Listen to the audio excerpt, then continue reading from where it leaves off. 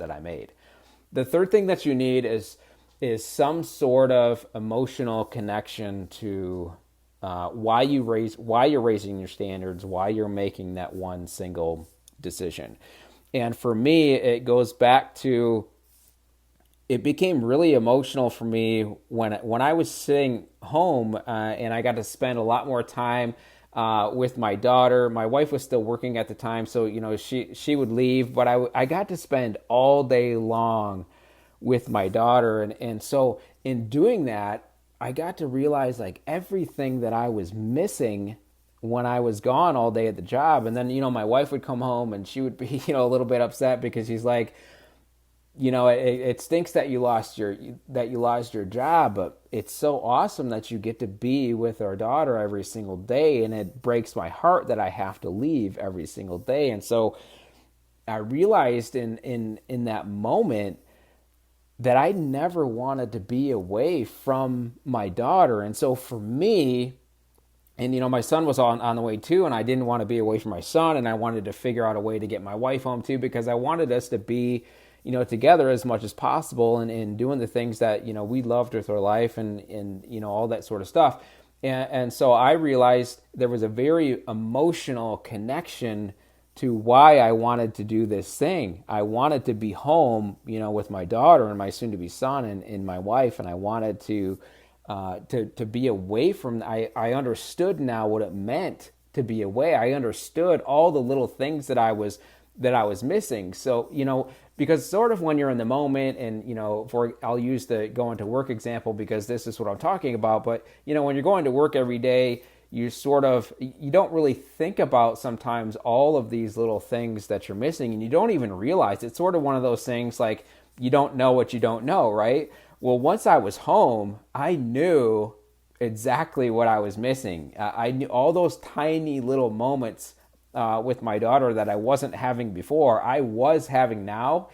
And so now I'm emotionally invested into this thing. And so every single day, that emotion, it's been, at this point, it's been about 16 years, but I've been able to be around for all of those little moments. I didn't have to miss any of those moments. And even now, there's no way that I could go back and be away from, my family all day long.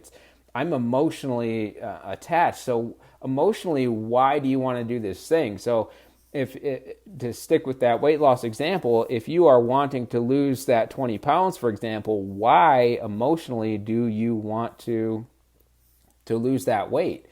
And it's usually much more stronger of an emotional tie if it's relating back to something outside of yourself. So for example, if you've got a family and you want to be around for your family and your grandchildren, and you want to be able to go outside and play with your kids and just live a healthy, happy life where you don't have to worry about you're winded, or you can't do this or that because you've got this extra 20 pounds on you. It's taking away from the things that you can do with your family, and it's putting you in a health position, which is making it sort of risky in terms of, maybe you're not going to be around for the life of your children and your grandchildren and all that sort of stuff. And so there has to be some sort of emotional connection. And if it's not outside of you, it has to be something that really is emotional, to you. It could just be that you want to wake up every single morning and really love the thing that the body that you're looking at every day. And that makes you feel really, really good.